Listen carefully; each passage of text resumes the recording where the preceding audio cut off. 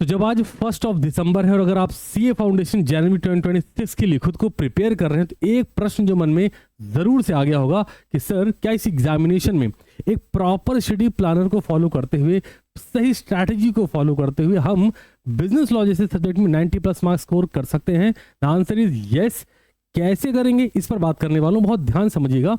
मैं आपको ये बोलता हूं कि यार 1 तारीख से लेके 25 तारीख तक, मतलब इन शॉर्ट 25 दिनों में पैसा डबल नहीं, ये वाली फीलिंग नहीं लेनी है। अगले 25 दिनों में आप बिजनेस लॉ में मैं जैसे कह रहा हूं वैसे फॉलो करो, और फ्यूचर सी स्लॉट 2 की भी बात करूंगा, आगे फर्दर में भी बात करूंगा।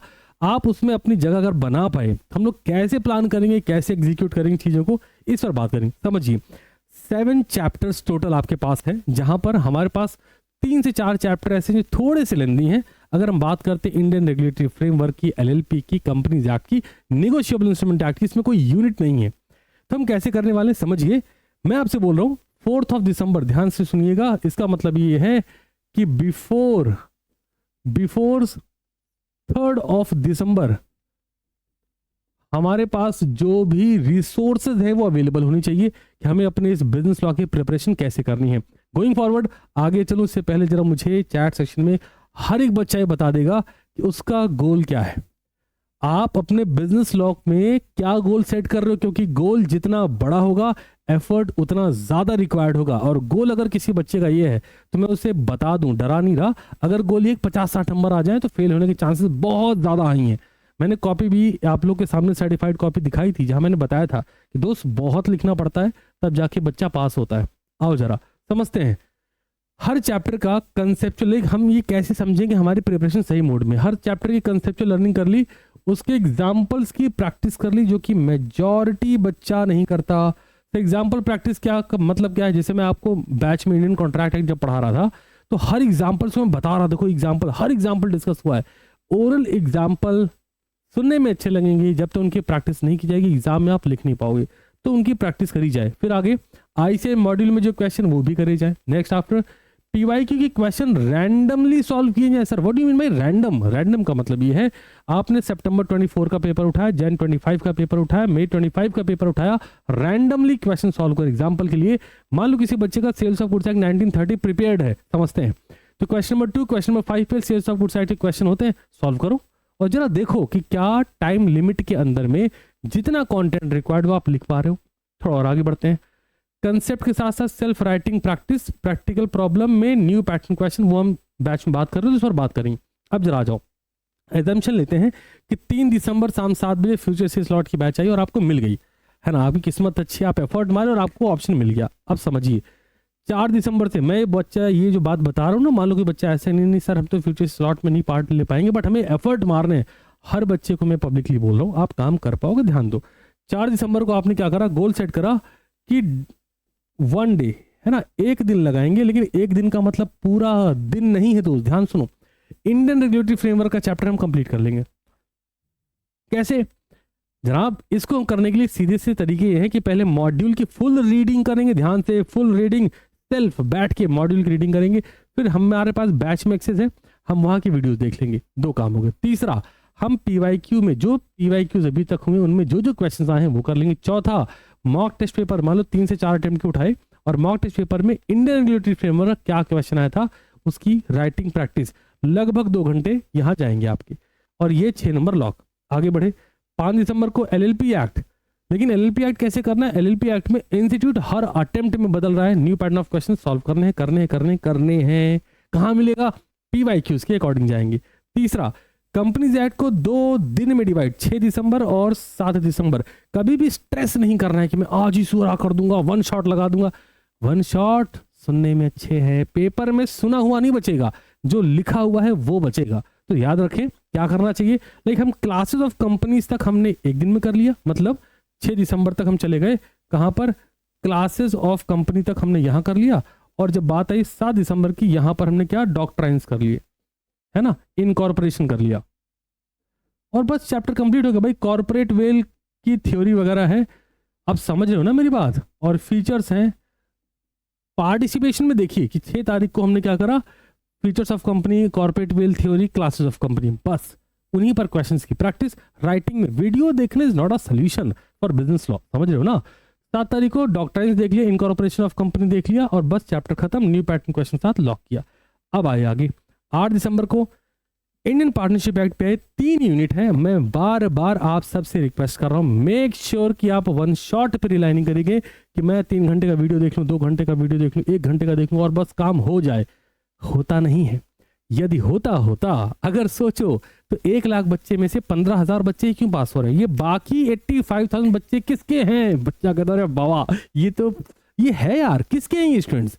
जब टीचर से आके क्लेम कर देता है कि पेपर में जो पढ़ाया वही आया, तो ये फेल होने वाले कौन है?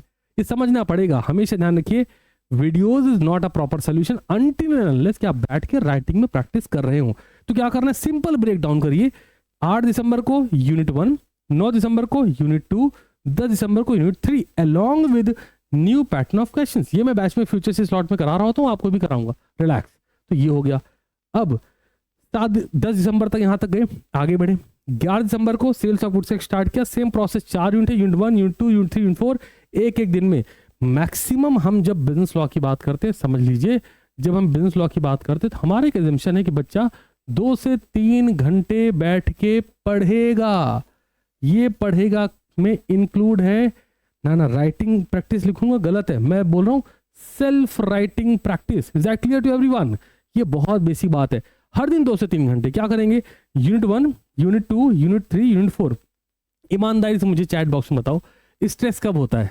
जब हमको लगता है आज मुझे sales of goods act complete करना है, करने बैठे, हुआ है नहीं, हो ही नहीं सकता ना, होगा है नहीं, फिर प्रेशर आ गया, अरे यार ये तो हो ही नहीं पा रहा है।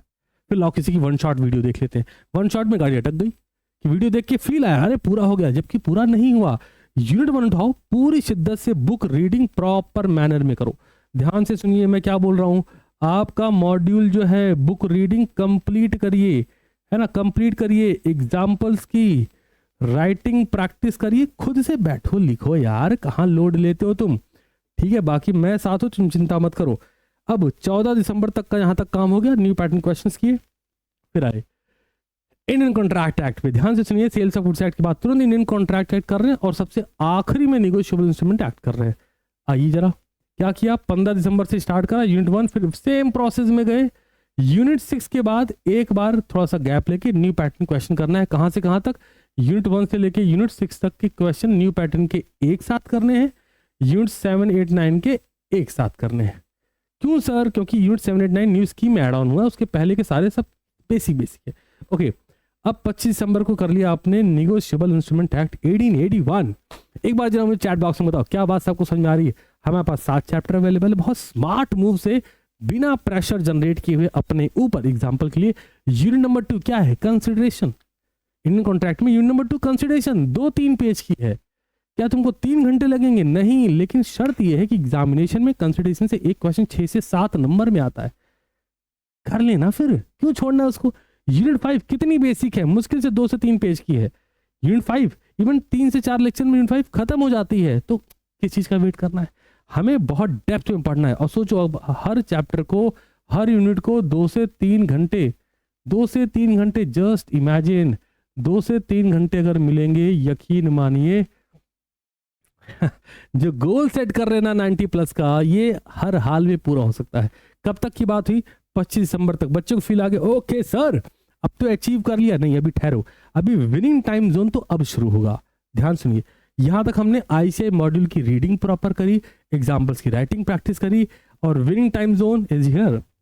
आओ जरा, विनिंग टाइम जोन पे जाने से पहले ये वाला सेक्शन आप चेक कर लीजिए। फ्यूचर से स्लॉट 2 3 दिसंबर को शाम 7 बजे ओपन हो रहा हो फॉर ओनली 60 मिनट्स, 60 मिनट के लिए। अभी आपकी चॉइस है कैसे करना है। आओ जरा, 26 दिसंबर 25 दिसंबर तक सब कंप्लीट कर लिया। अब 26 दिसंबर को क्या करना चाहिए? Complete syllabus revision. अब एक बार चेक करो कि क्या क्या पढ़ा, कैसे कैसे पढ़ा, कैसे कैसे क्वेश्चन बन रहे हैं। 26 दिसंबर को सिर्फ पूरा दिन लगा, 4-5 घंटे बैठ के सिर्फ सिलेबस देखा। मान लो कि कल एग्जाम है इस एटीट्यूड में। अब जरा आगे आइए, 27 दिसंबर को जैन 25 का PYQ सॉल्व किया 3 घंटे में। लेकिन हमें 3 घंटे नहीं लगाने हैं, हमें लॉक करना है कि ये 2.5 घंटे में हो जाए, प्रॉपर एग्जामिनेशन कंडीशन के अंदर बैठ के। ये नहीं कि 2 क्वेश्चन भी लगा ली फिर कि मम्मी लाओ कुछ खाने के दे दो, फिर किसी से फोन पे बात नहीं। आराम से बैठो, आराम से सॉल्व करो, बट मेक श्योर कि 2.5 घंटे में सॉल्व हो जाए। और प्रॉपर वैसे लिखना है, ये नहीं कि इसका टॉपिक ये होगा, इसके कंक्लूजन ये होगा, नहीं, पूरा लिखिए, डायरेक्ट क्वेश्चन भी लिखिए, केस स्टडी बेस्ड क्वेश्चन भी लिखिए। आगे बढ़ते हैं। 28 को सितंबर 25 को सॉल्व किया और इसके बाद रुक गए, और 29 को all case study based question batch में मैं कराऊंगा, चिंता मत करना। पूरा सिलेबस चेक करा भाई, केस स्टडी बेस्ड क्वेश्चन समझो ना, इंडियन रेगुलेटरी फ्रेमवर्क से आता नहीं, एलएलपी से आता नहीं, निगोशिएबल से बनता नहीं कुछ खास, एक बेसिक क्वेश्चन कई बार बन जाता है, बट मेजॉरिटी पोर्शन पे इंडियन रेगुलेटरी फ्रेमवर्क, एलएलपी बिल्कुल बाहर है इससे। तो बचा क्या, contract act major portion, sales of goods act major portion, partnership से थोड़ा बहुत। तो करेंगे इसको ना, सारे केस स्टडी हमको चेक करने हैं। अब जब ये कर लिया तो केस स्टडी में भी एक कमांड आ गई, 30 दिसंबर को पीवाईक्यू किया सितंबर 2024 का, अगेन 2.5 घंटे के अंदर लॉक करना है। फिर 31 दिसंबर मंथ खत्म होने को आ रहा है, आरटीपी लगाई जैन 2025 की। आरटीपी में ध्यान क्या देना है, डायरेक्ट क्वेश्चंस भी करेंगे, केस स्टडी बेस्ड क्वेश्चन भी करेंगे। अगर आरटीपी में 20-22 क्वेश्चन होते हैं, हर चैप्टर पे 2 से 3 क्वेश्चन होते हैं, तो 2 मान लो 4 क्वेश्चन है, 2 क्वेश्चन में राइटिंग प्रैक्टिस करेंगे, 2 क्वेश्चन की प्रॉपर रीडिंग करेंगे, उनका सोल्यूशन देखेंगे। ऐसी सेम करते हुए 22 जनवरी तक ये सारी बातें हो जाएंगी। और यदि सारी बातें हो जाएंगी तो जरा आप सारे बच्चे मुझे बता दें कि अगर ये हो रहा है और आप इसको फॉलो करेंगे, रेडी हैं। देखो मैं रेडी हूँ फ्यूचर से स्लॉट 2 के साथ, 3 दिसंबर में बात करूंगा, बट अगर आप इसके लिए सच में रेडी हैं तो जो गोल आप डिसाइड कर रहे हैं वो गोल एक्चुअल में कितने मार्क्स का है फॉर जनवरी 2026 अटेम्प्ट। कोई फर्जी मोटिवेशन की आपको जरूरत नहीं है, एक प्रॉपर डिसिप्लिन की जरूरत है।